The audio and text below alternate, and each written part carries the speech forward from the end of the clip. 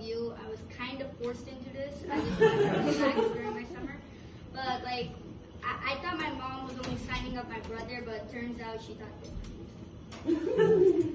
So I have to think about something fast. So I just thought about something that happened this morning, and that was the phone call with my mom during, I don't know, maybe 8 o'clock or 9 o'clock, during breakfast hours.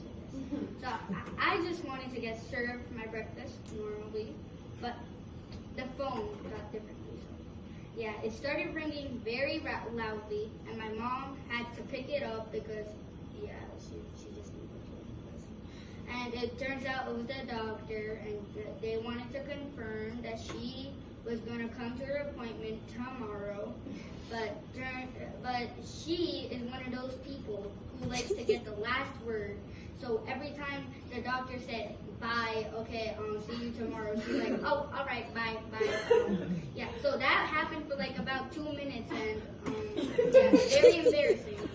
So put that out there, and yeah, thank you.